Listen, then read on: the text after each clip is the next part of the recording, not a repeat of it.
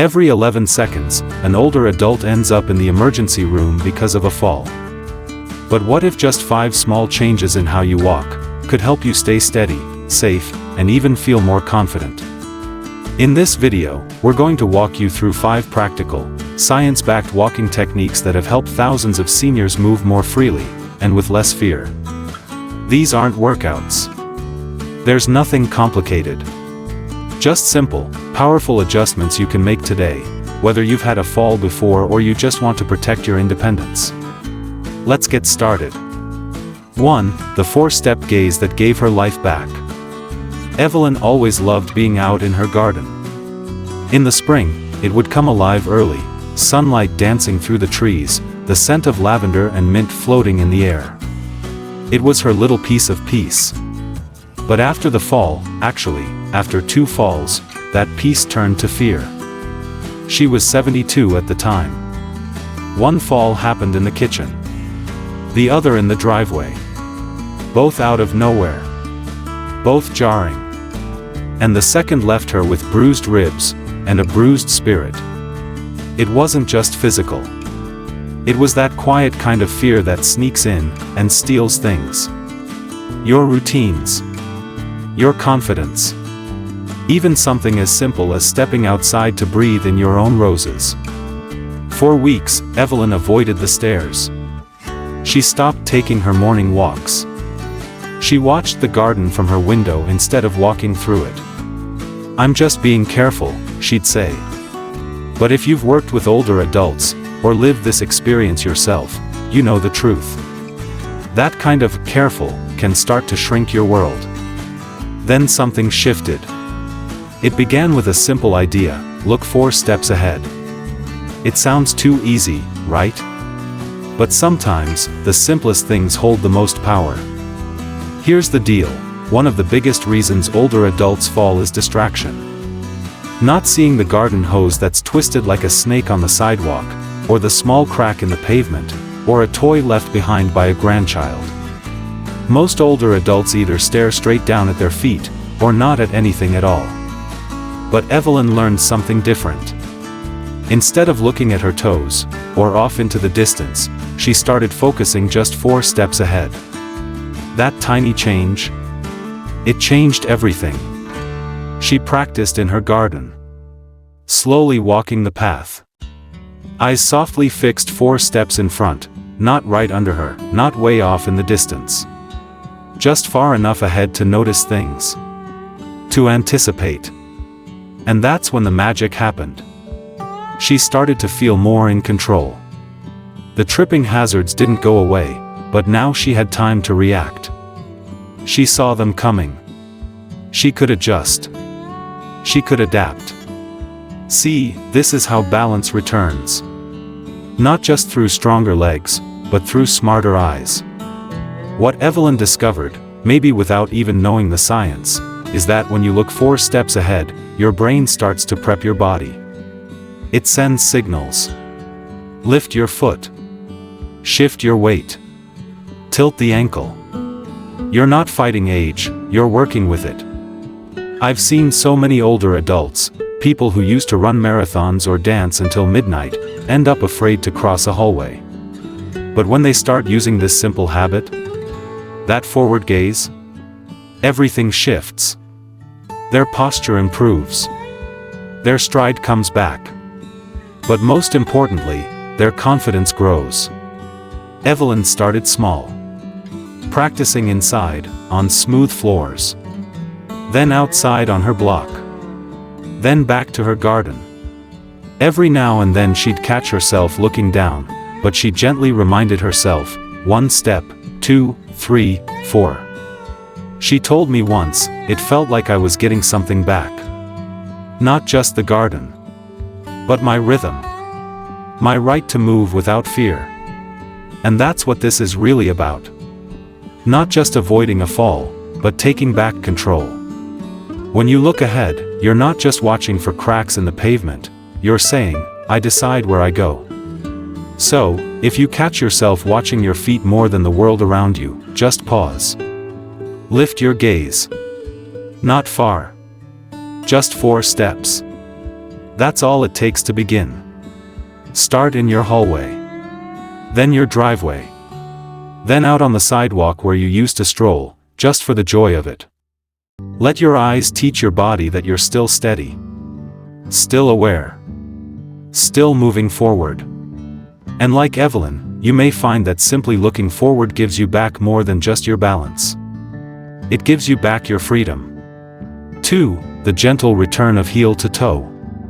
For a long time, Evelyn walked with small, quiet steps. She barely lifted her feet, especially on days when her legs felt heavy or tired. She didn't even notice it at first. It just sort of happened. And it happens to a lot of us as we get older. You try to be cautious. You shuffle. You move slower. You stay close to the ground, thinking maybe if you move less, you'll be safer. But here's the truth, that shuffle? It's not safety. It's surrender. Evelyn didn't realize that either, until one ordinary day, sitting in the corner of her living room, she clicked on a video. It showed someone walking heel to toe. Try rolling your foot, the voice said. Start at your heel. Move through the middle of the foot. Finish at your toe. She stood up.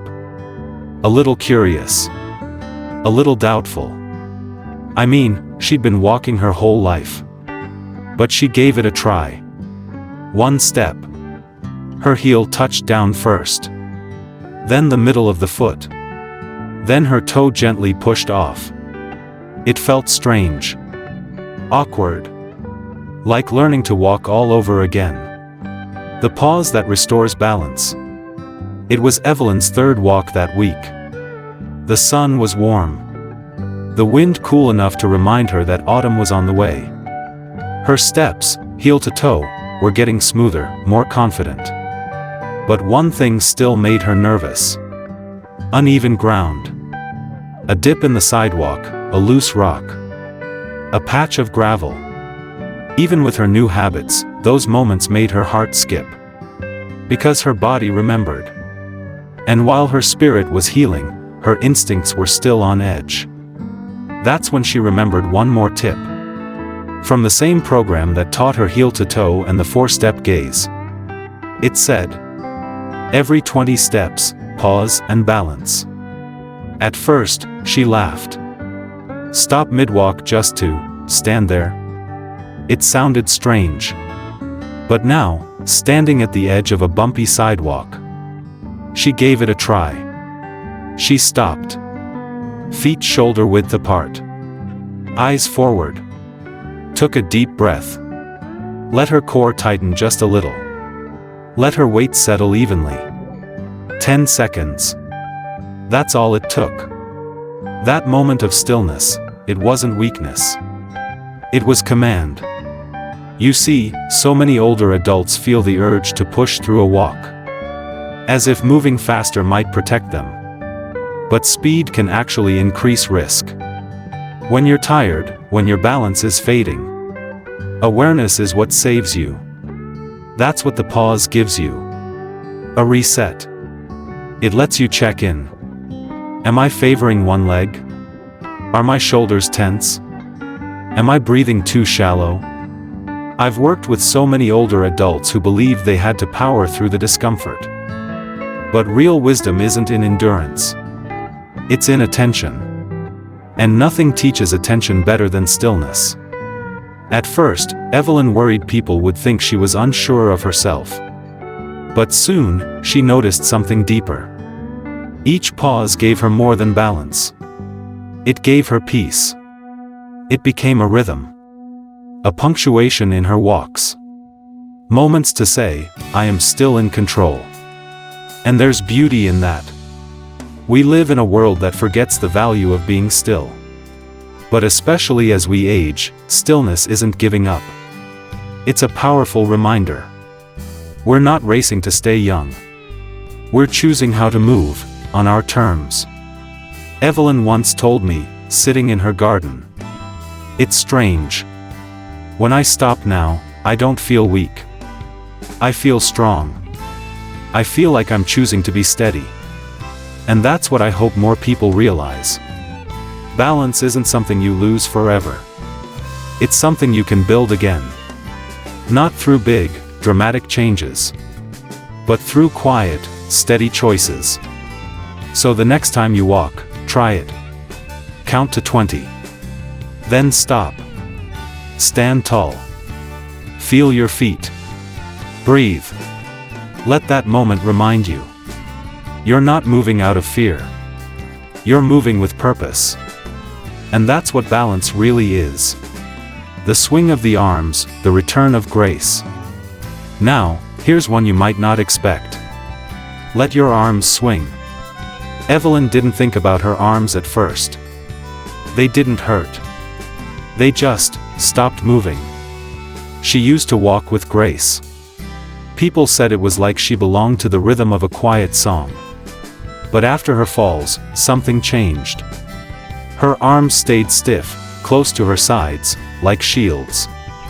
She thought keeping them tight meant staying safe. But safety doesn't always come from holding still.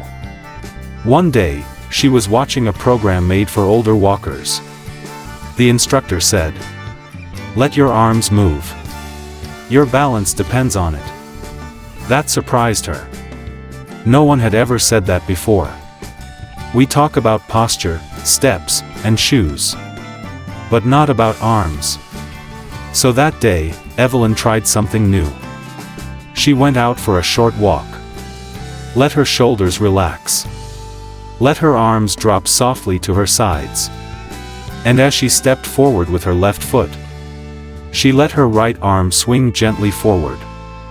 Then the opposite, right foot, left arm. And what happened next? You'll see in the continuation. As Evelyn became more comfortable with her heel-to-toe steps and the habit of pausing every 20 steps to regain her balance, something else began to quietly shift: her arms. One afternoon, while walking around her neighborhood, she suddenly noticed her arms weren't moving. They stayed stiff, close to her sides, as if they were holding on to something, or afraid to let go. She remembered how, when she was younger, every step felt like part of a dance. Her arms used to move gently, naturally, as if she were walking to music only she could hear. But after a couple of falls, her body changed. Her arms froze, tucked in, like they were trying to protect her. She used to think keeping them tight would make her feel safer. Until one day, she heard a simple line on a walking program for older adults.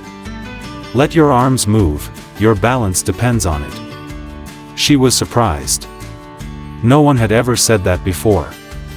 We talk so much about feet, posture, shoes, but rarely about arms. That afternoon, she decided to try. She relaxed her shoulders. Let her arms drop gently by her sides. And as her left foot stepped forward, she let her right arm swing slightly. Then the opposite, right foot, left arm. Not forced. Just allowed. At first, it felt strange, almost exposed. But then something deep within her remembered. A memory held in the body, not the mind. She began to feel lighter.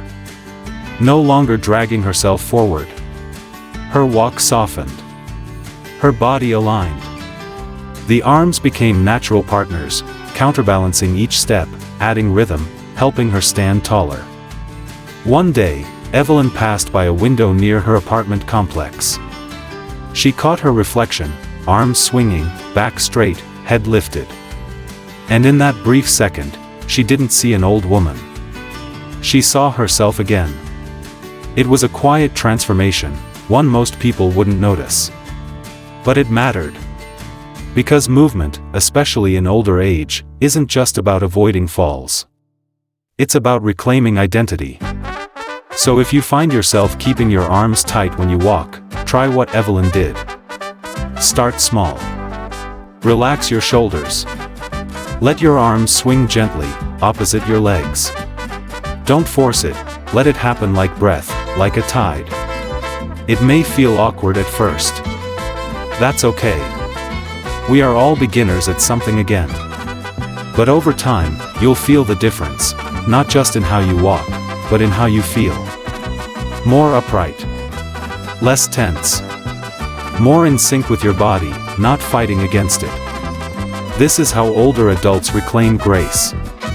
Not with speed or distance, but with softness, awareness, and a willingness to let go of fear. Evelyn once told me something I'll never forget. When my arms started swinging again, it felt like I was no longer bracing for life. I was walking into it. And maybe that's what we all want, in the quiet truth of growing older. Not to walk without risk, but to walk with trust. Trust in our bodies, in our breath, and in the life that still moves through us.